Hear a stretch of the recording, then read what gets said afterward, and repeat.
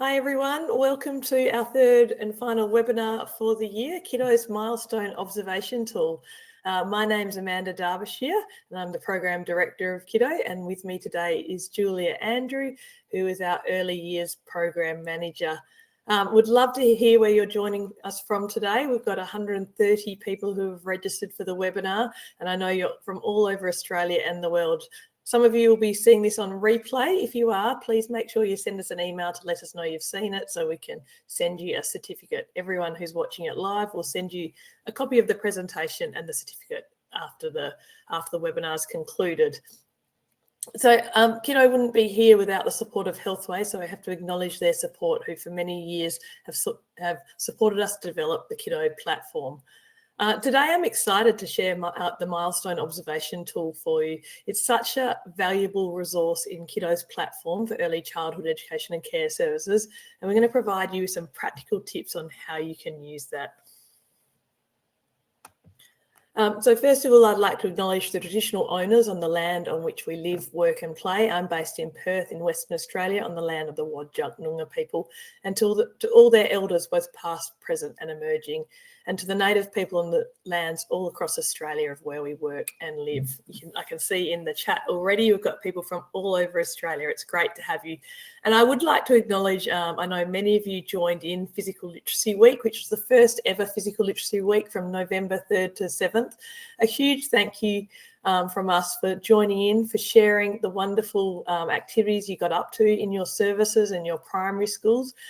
We were blown away by the level of engagement and the positive feedback we received. So we're really excited to run it again next year for all early childhood education and care services and primary schools in Australia. So jot those dates down in your diary. It'll be exactly the same week. Now, today's session, though, is about the Milestone Observation Tool. So by the end of this session, you'll be able to understand the importance of gross motor development. This is why we use the Milestone Observation Tool. We want you to be confident to use the Milestone Observation Tool, and also then to use those findings and your observations in your EYLF planning cycle to really have an impact on your programs in your service and the children. If you do have any questions as we go, Julia and I will be manning the chat throughout the presentation, or feel free to contact us at any point. Now, let's start with the why. Why are gross motor skills important?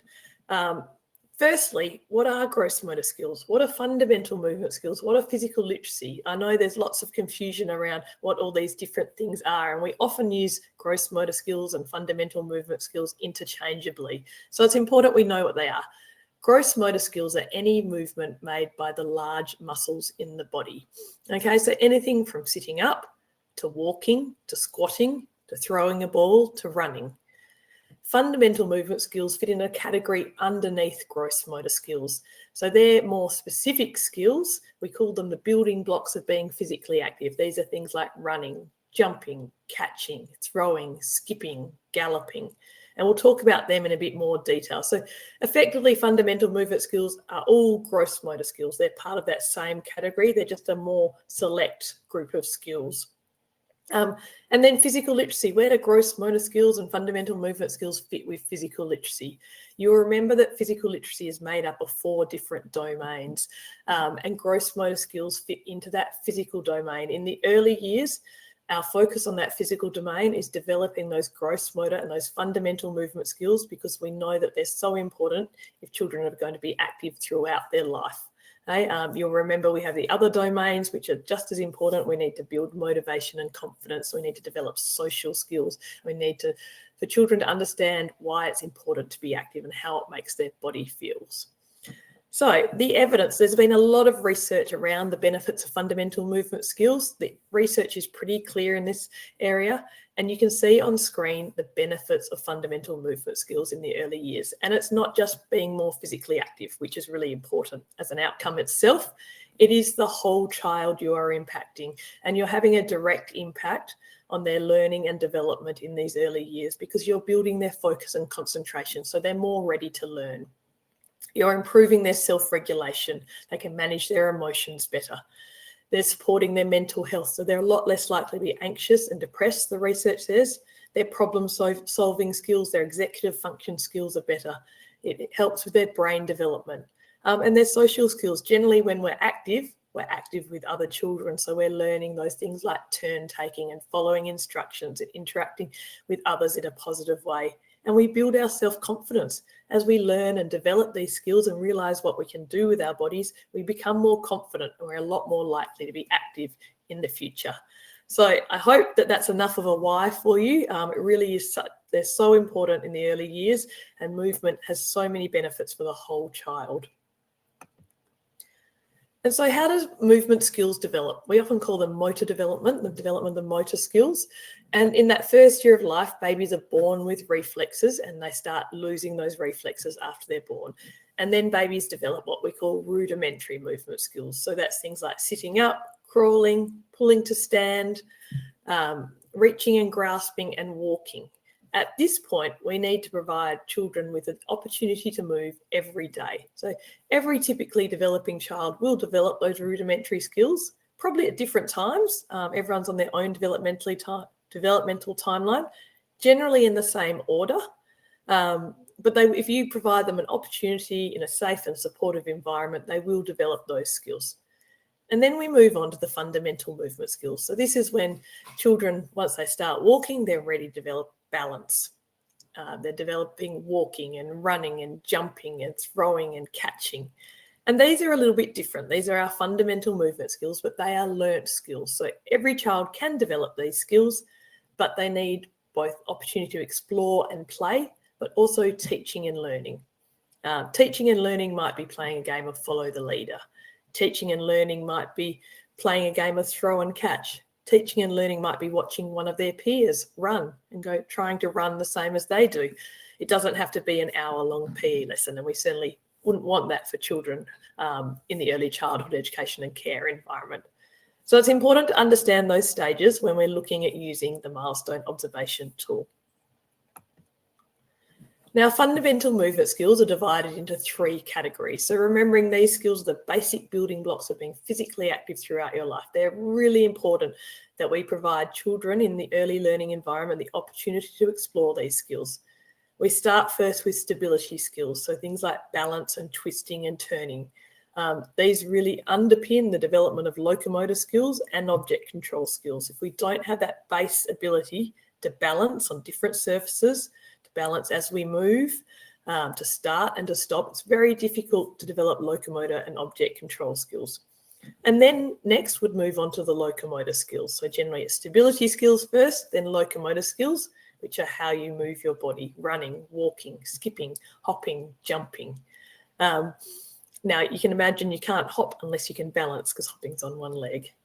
And then once we develop those locomotor skills, we're ready to master those object control skills. These are the most complex, the most tricky ones, because you're not only controlling your body, you're controlling your body and an object.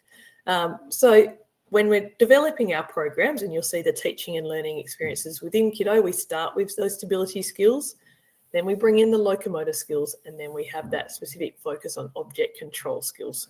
That doesn't mean when you're working on balance or running or jumping that you don't have the balls out. It's just what your focus is, and providing the children with lots of opportunity to develop those skills. Remember to jump in with any questions as you go. Now, what's the biggest factor affecting fundamental movement skill development? Opportunity, 100%. Through the research, the opportunity to explore through play, the opportunity to move every day in many different ways, and the opportunity to be taught and to learn each of these skills. And this is where you can really make a difference, is providing that opportunity through play and through teaching and learning all the different skills to give children the best start. So I'm going to hand over to Julia now, who's going to talk you through KIDDO's Milestone Observation Tool. Thanks, Julia. Thanks, Amanda. Okay, everyone, let's jump on over and just first of all have a quick overview of what KIDDO's Milestone Observation Tool actually looks like. Later on, Amanda will actually jump onto KIDDO and show you how this all works, but just so you've got an overview of what we're actually talking about. So the image here has been taken from an observation that's being completed for Sally Smith. And Sally's 3, she's been in the 3-year-old room, and they've been doing lots of intentional teaching around throwing. So we want to see how Sally's actually developing with her throwing skills. So this is really simple, really quick. So as you can see, we've got throwing, and underneath we've got each of the milestones in black there. These are aligned with the sequence developmental milestones. So as we go through each of the different milestones, we can select one of three options for Sally. Either she's not yet achieved that milestone, maybe she's exploring it, not quite doing it consistently, or maybe she is consistent and she's achieved that skill. So as you can see, it's really quick and easy.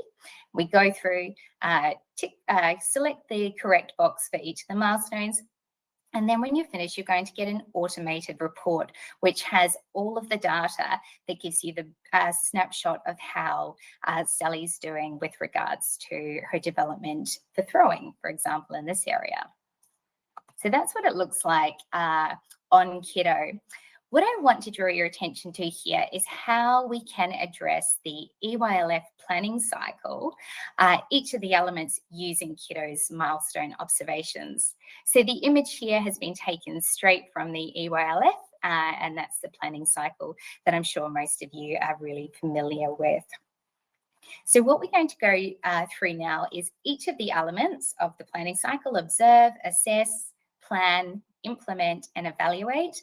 We're going to have a look at those in a lot more detail and just show you how the milestone observations can help inform and plan for each of these steps. So we'll jump on over, and what we're going to do is we're going to do sort of a fictional example for each of the elements of the planning cycle in connection to using the milestone observation tool. So the first one is observe. So we're in the 3-year-old room, and they've been working on balance, run, gallop, and jump. And we want to see how the children in this room are actually tracking with these stability and locomotor skills. So we would go on to the milestone observation tracker that we just had a look at in the previous slide, and we would observe how each individual child in that 3-year-old room is progressing with each of the skills. And we select the correct box for each of the milestones. And we generally try to do this over about a period of 1 week, so we can observe and gather sort of data in a couple of different situations, just so we're making sure we've got that consistency. The information that we actually get when we're doing the milestone observations gives you the snapshot of everyone's development, but it is also going to give you an idea of their interests as well. So observe was the first element of the planning cycle. Now we're going to have a think about assess. So I said once we've selected each of the boxes for the milestones that not yet exploring or achieving, for each of the milestones in the skill, we get that automated report, which gives a summary of all the data. So we're going to use this data to assess how the children in our room are going with the skills. So as a fictional example, if I looked at the automated report of the children in the room, I'm going to find out that balance was well developed. Children really enjoyed running. About half of the children couldn't actually jump yet, and none of the children were able to gallop. And 2 of the children in the room didn't actually want to engage in any of the movements or the active play, even when we prompted them. So if you remember prompting, that's the open-ended questions like, what animals gallop? Can you show me how to gallop? What could we balance along? Can you teach me how to gallop? So it's just a really great, simple tool for engaging children that are maybe a little bit more reluctant to get involved. So having assessed the data that you've got in your reports, you are going to then use all of that information about how the children in that room are progressing in their development to then plan. So we really want to take that information and our understanding of development and put it into our everyday programming and planning, so it's embedded and we know step by step how we're going to get into the next stage of development. So for our fictional example here, I'm going to really think about intentionally teaching the skill of galloping. So we've talked a lot before about using the teaching cues. So those are the cues of how to do the fundamental movement skills. And we all use the same consistent language. So everyone's on the same page, and it's a really fun, engaging way that helps children remember the skills. So we might share these skill teaching cue cards that we've got on KIDDO with all your educators, maybe pop them up in the room. And we want to also have a think about what activities can we do that are going to get the children exploring and developing the skill. So if we're thinking about galloping, we might just do some animal moves and invite the children to be galloping like horses in a horsey race. We also want to get in there ourselves and model galloping. So especially with children that are a little bit more reluctant and hesitant, role modeling is a great tool along with our open-ended questioning and prompting to get kids engaged and motivated to join in. And another simple but really, really effective way that I'm going to focus on these skills is by reading stories about horses. So when you're reading the story about the horse, you can invite the children to act out the movements. And it's just a really nice way to sort of incorporate it throughout your day. So we've now planned how we're actually going to address each of the things that we found out by reading the reports and assessing the children. We then want to, of course, implement it. So this is when you're actually going to do it on a everyday level and let the children develop and explore that skill. So our fictional example, we were thinking about galloping. So we want to incorporate some intentional teaching and learning experiences. So we're teaching the skill and then we're using the activities with lots of galloping to consolidate and let the children develop and explore the skill and gain their confidence.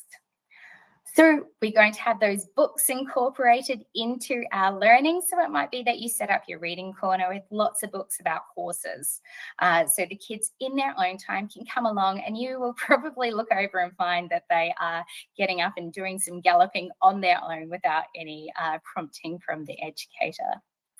And of course, making sure we're all using the same consistent teaching cues. So maybe popping up those teaching cue cards on the notice board in the room so everyone's reminded of how to teach the skill and to be consistent.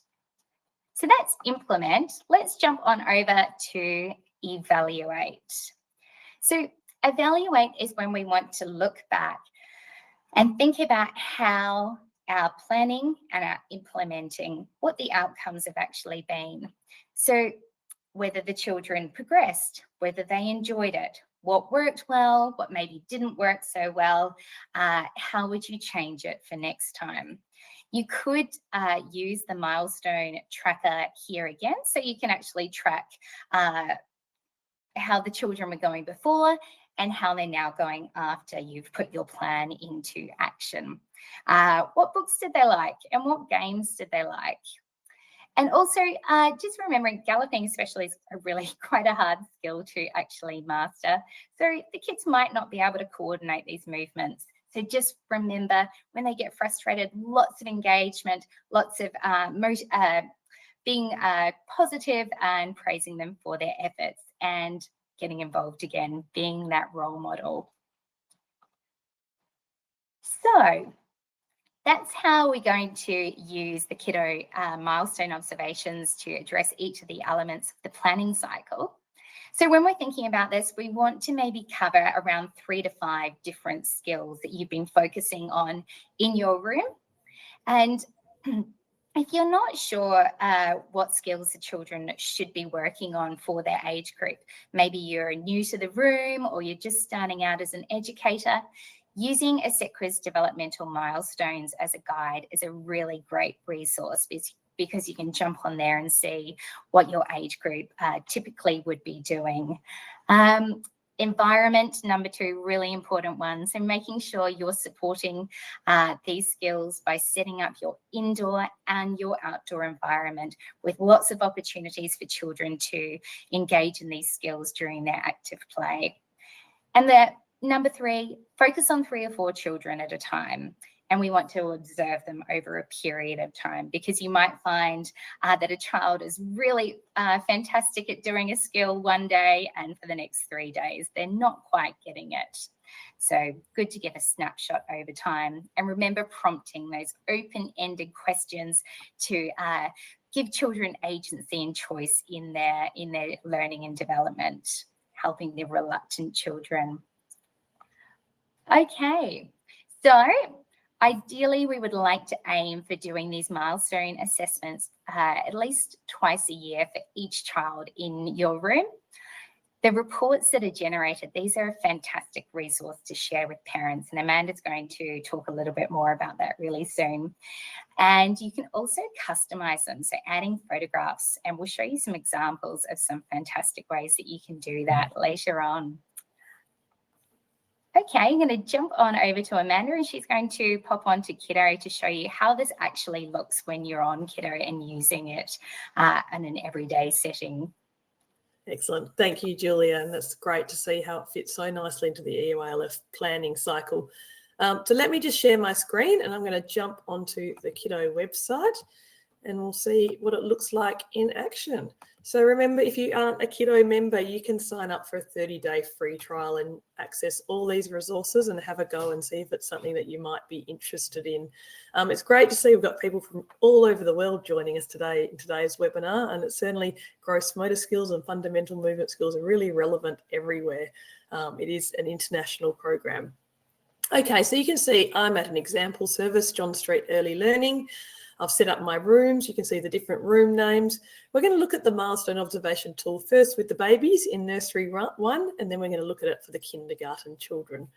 So to do this, I'm simply going to click on the dashboard next to nursery 1. So the first step you need to do is add your rooms. Okay, and this is our dashboard overview, which those of you who use KIDDO will be familiar. We have our weekly teaching and learning experience, and we have our daily indoor and outdoor activity. Now, the first thing you need to do is add your children in. So if you click on children, and I would encourage you to, before you add the children in, is to give parents information about KIDDO and ask for their permission to add their children and parents' details into the website. We have a template you can use for this with information for parents and a form they can sign. We'll send you a copy of that after today's webinar. So you can see I've got some children in here, but it's as simple as creating a child, or you can import a whole list of children if you have many children to add. So simply create a child. We might call our child today Wilma Williams. Wilma's a girl, and she is approximately 1 year old. So let's go back to 2024 and November the 1st. Okay, and we click next. You don't have to enter parent and guardian details. They are completely optional. Once you do enter their details, please note that they will be sent an email inviting them to their child's KIDDO Parent Hub. So please just make sure you let them know before you add their details and get their permission. So simply click save. We're not going to add any parents in today. Okay, so we've added our children. We're going to go over to reports now, because this is where we do the milestone observation report. Over here on the right, you can see some instructions. These are great detailed instructions on how to use the Milestone Observation Tool, along with some frequently asked questions. So I'd really encourage you to read through that first. All you need to do is simply click Add Milestone Report. We can call this Wilma's Milestone Report. You can pop in the date. You can choose either select all children or just select one. We're going to choose Wilma today.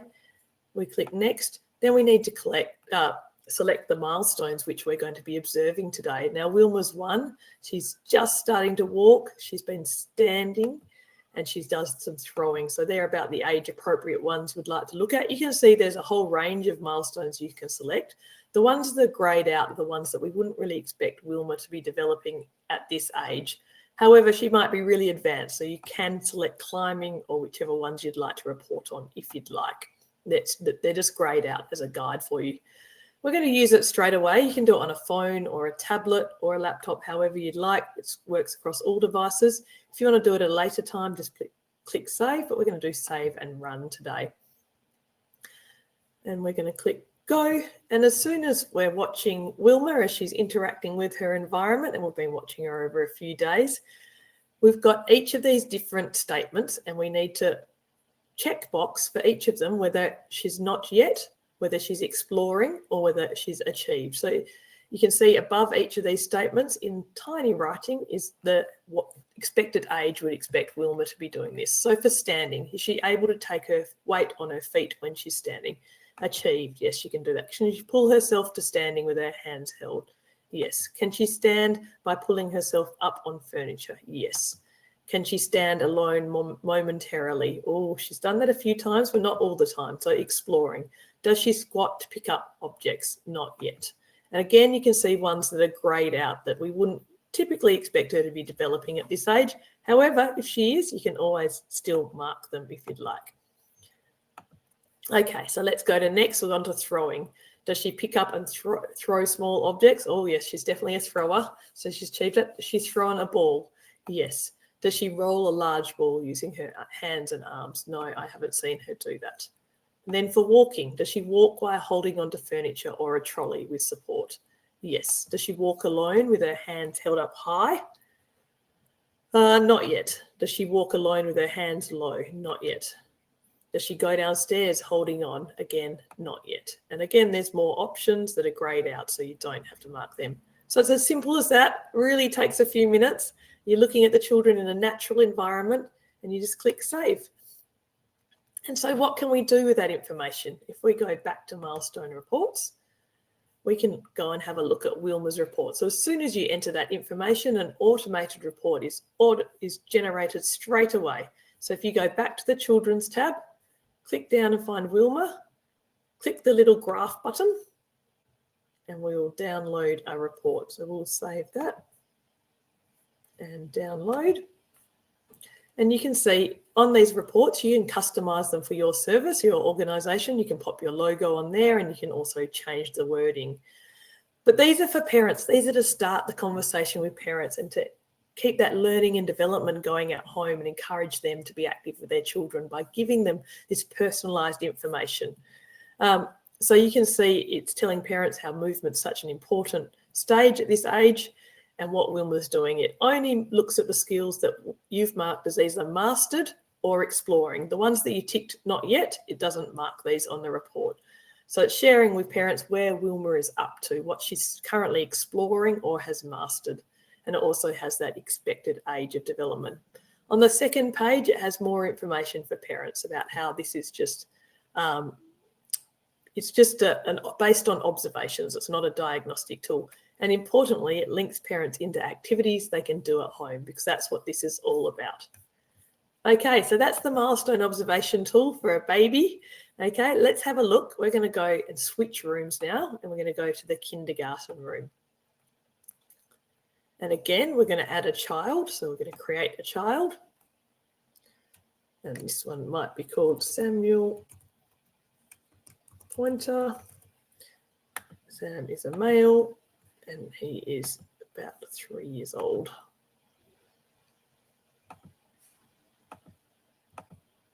Okay, again, we're not going to add parents in. That's completely optional. Click Save. And now Samuel's in there. So we're going to go to reports, just like we did last time. We're going to add a milestone report. Samuel's milestone report. You can do a whole class of children, or you can just do one at a time. It's up to you. You don't have to do them all at the same time. Even if you add them all in, you can come back and do one child whenever you're ready. So it's probably easier to select all the children and then go through them when you're ready. Today, we're just doing one.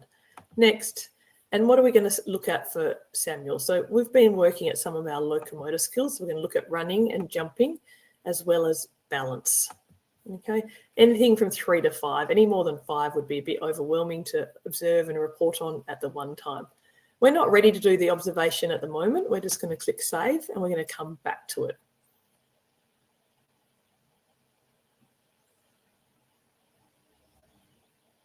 Okay, hopefully that's saving. We'll try again. No, it doesn't seem to like that, does it? We might click Save and Run and see if that works. Okay, it does. It wanted us to go. So we're going to click Go, And let's have a look how Samuel's going. So balance, does he dance in place to music? Yes, he loves to move. Does he move about moving to music? Achieved. Does he stop readily? He's a bit crashes and bangs, Samuel. So no, he's exploring that. Can he balance on one leg with his arms out? He's trying to, but I wouldn't say he's doing that all the time. What about jumping? Does he jump from a low step or over objects? Exploring. Does he do achieved? Does he do a two-footed takeoff and landing when jumping? Well, he's starting to show that. Do his legs bend at takeoff and landing when jumping? Yes. Click next and we're on to running. Is he beginning to run? Yes, he runs everywhere.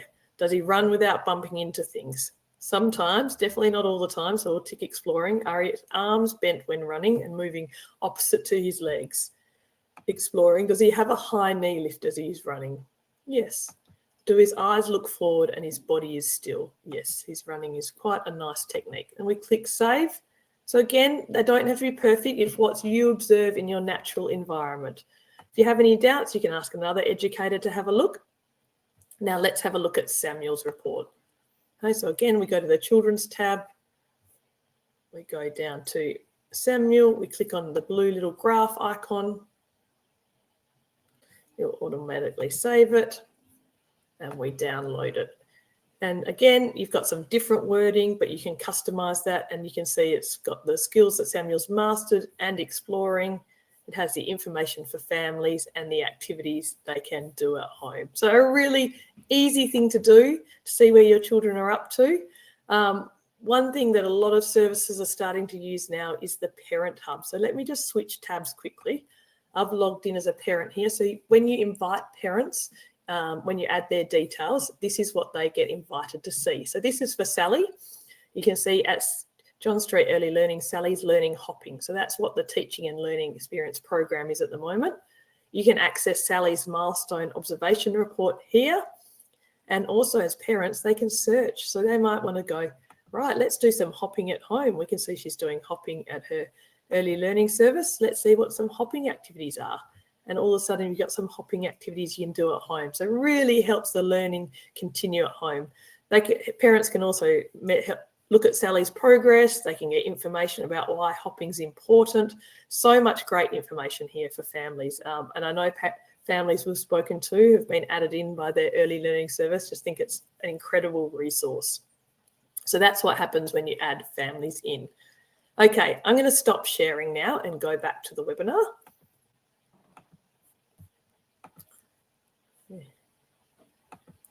And I'm going to hand back over to Julia, who's going to talk a little bit about how to use this data you've now collected. Wonderful. Thanks, Amanda. Before we pop on, I just wanted to emphasize something that Amanda said with regards to when you do these observations, you're doing it in a natural setting. So you're observing the children while they're outside playing. You might like to be intentional and set up an obstacle course that involves lots of balance and jumping and running, because they're the skills that you want to actually observe and assess. So it's not a formal process. It's just observing the kids in their everyday active play. And then if you can't get a child to do one of the milestones that you need to assess, you can prompt them. So can you show me how to balance? Can you balance along the log? So it's just giving them the prompts. So it's nice and easy and simple, and there's no pressure involved. The kids won't even know you're observing them. So we're going to go on now and have a look about how we're actually going to use the data from the milestone observation reports. So we're going to have a look and think about what milestones have actually been achieved. So what areas are the children competent in? What milestones are still developing and the children are still exploring how to do them? And what milestones are they not actually ready yet to explore? So using that data, you then take that data and you're able to then plan your teaching and learning. So it's really informed by your observations and the data that you get from that. So using the data, what can we do? So number one, it's going to inform your programming and your planning for each of your different rooms. So you have a snapshot of how individual children in your room are going in their development, but also as a group. So you're going to know which areas that you need to focus on, and you're going to incorporate that to inform your planning for your room. It's also going to help you track individual development for children. So knowing where individual children are at in their developmental milestones and informing the next steps so you can scaffold and support them to achieve the next milestone. And also engaging and sharing with families. Amanda will speak a little bit more about this soon. But again, really easy, effective way to be able to communicate children's learning and development and share it with families so they can also support their children. So let's just have a look at, again, another fictional example. So how are we going to use the data from the observations we've just done in the baby's room? So pretending that we've just done our observations, and the Thursday group, we've got one baby who just prefers to sit, not really interested in crawling or standing at all. We've got 3 babies in the group that are crawling and they're also pulling to stand. We've got 4 babies that are early walkers and they're really trying hard to start sort of climbing onto furniture and play equipment. And we've got 2 in the room that are actually walking really well, they're climbing, and they're starting to actually want to run and to balance more on things. So how are we going to incorporate all of that information that we have about the babies in that room into our programming and planning? So just to give you some ideas, having all that information about the babies, how are we then going to plan our environments and our teaching to support all of those different areas that we just talked about? So to help the babies with climbing, we're going to think about providing lots of low, safe climbing equipment. We also want to make sure that they have a variety of surfaces that they can actually move on. So moving on grass is going to be really different textures, different sort of muscle movements to being able to move on a really smooth mat indoors. So providing lots of different surfaces. Music and movement, so incorporating songs. This is a really just easy, fun way to be able to incorporate more movement. So a lovely example there if you're happy and you know it. So the kids are standing up, they're going to be balancing when they clap their hands.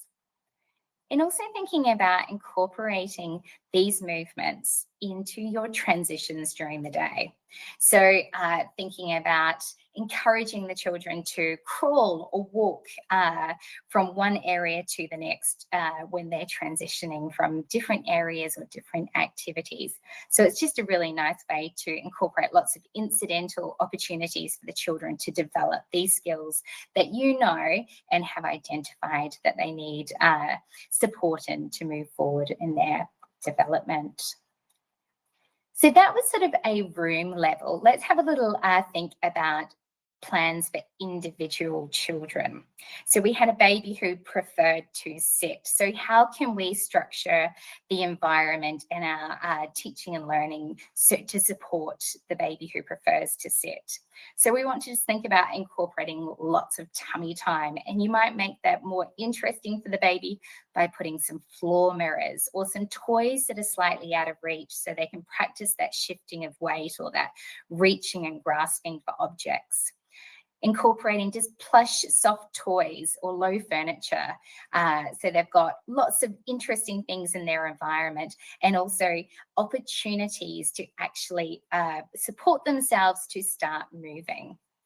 So if we think about the crawlers, how can we encourage them? We want to think about providing safe surfaces like low furniture that they can cruise along and pull themselves up and start to move along supported surfaces. Push carts and soft climbing ramps are a really, really good way to incorporate some undulation as well, some slopes and some declines as well to help encourage different environments to move. Those early walkers, obstacle courses are a great way because they're already up and moving. So we can give them lots of opportunities to walk in different ways in obstacle courses. We also want to encourage them to stop and start. So it might be playing a little game of red light, green light, and you role model. So they're seeing and watching and being able to copy your movements. And then those confident walkers. Adding slopes is a really, really good way to increase their walking skills, that incline and declines, or some undulation outside on the grass surfaces where it's not flat. Really good way to encourage their walking. And also, again, that stop, start, and changing direction. So we could do some little running races or walking races, and then we could spin around and change direction. So how are we going to support this? Through resources and engagement. So resources, just making sure we've got lots of new, interesting resources that kids can engage with and motivate them to move and to reach out and want to touch. These don't need to be expensive. We've seen some amazing handmade resources out in our early years settings. So it doesn't need to be new flash equipment every time. And educator engagement, so making sure that environment's really safe and it's supervised, and using that prompting, those open-ended questions and role modeling to increase the children's engagement and really motivate them to get involved and have a go. Just build the confidence by having a go. Okay, and last of all, before I hand over back to Amanda, sharing with families. So Amanda spoke about the Parent Hub, which is an amazing way for you to be able to give parents the information about the physical literacy program, what children are doing, and also share those reports from the observations. Also a really good way to just help support, for families to support the children at home as well. So I'm going to hand over back to Amanda again, and she's going to finish off. So while you're doing these milestone observations, you might develop some concerns about a child's development. So a few tips and pointers about how to handle this. It's really important to understand that our milestone observation tool is not a diagnostic tool. We know all children are on their individual developmental timelines, and some children just take longer than others. If we're still seeing them progressing, so if they're balanced, you can see it improving, then we're generally not worried. It's when children plateau and stop developing that you'd be worried. So if you do have concerns, the steps I'd take would be to observe over time. So across different days, weeks, contexts. We all know that, there are so many different influences on children's movement when they're young. They might have not slept very well. They might be coming down with a fever. There might be other things going on in those little heads of theirs. Use your observations to document progress and patterns and any concerns you have. Then discuss it with your manager or your education leader for guidance. As a parent, I think it's really important to have this conversation. You'll have the Milestone Observation Tool, and you can say, look, I was doing this Milestone Observation Tool as part of our physical literacy program, and I was just a little bit concerned that Johnny isn't starting to start and stop while he's running. And they would normally expect this at a younger age. Tell me, is this something, does Johnny enjoy running? Tell me about what your thoughts are. Have you observed this yourself? So asking them what their thoughts are, making sure it's a two-way conversation. If the concerns continue, it's important that we go to the professionals and seek advice from a GP or a paediatric physio. There's some great resources out there to support families. But look, these are great information to share with families, to start that conversation and to have something to talk with them about. Most families I've come across really appreciate this information. They know it's important.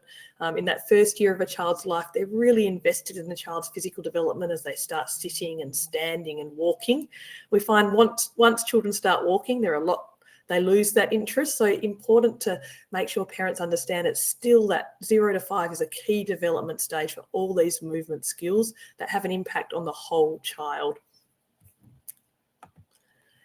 So one thing we wanted to share with you is that you can make these milestone reports into your own. So however you want to share them with families, when some services choose not to share them, it's really up to you, but you can customise them. We've got a great example on the screen here from Wind in the Willows, which is a wonderful service who have really embedded Kiddo across all their rooms. I think they might even be on today's webinar.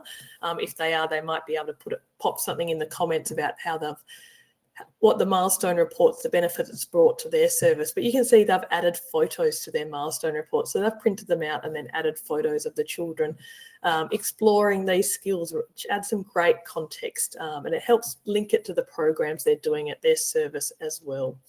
And you can see the learning story on the right side of the screen. So lots of useful resources on the Kiddo website. There's parent skill information, lots of parents. There's teaching and learning experiences. We have our SEQUA's developmental milestones and lots of planning examples. Please explore all the resources, and hopefully the Milestone Observation Tool can be another thing to add to your toolkit to support the development of physical literacy in your service. So the takeaways from today's webinar, thank you so much everyone for joining us. Gross motor development matters. It impacts the whole child. It's not just about the physical side of things, it's the whole child. Our Milestone Observation Tool makes it simple to see where a child's up to and put in place that individualised programming to support their development. It helps inform your everyday practice, and families are your partners. Okay, share this with families, have those conversations. Parents are really interested and they can support that learning and development at home. So thank you everyone for joining us today. We really appreciate your time. You can see here a quote from Jane about how the Milestone Observation Tool helps in their service. We'll be sending out you a copy of the webinar as well as a certificate for attending. If you do watch the replay, please pop us an email and we can send you a certificate for that as well. If you're not a current Kiddo member, you can sign up for a free 30-day trial. Just scan the QR code that is on your screen or jump onto the Kiddo website, and that allows you to explore everything that is on offer. If you do have any questions, our job is to support you to use Kiddo. Please don't hesitate to contact us. We've worked with hundreds and thousands of services over the years, so we know what works and what might be some of the common problems, and we can help you solve them.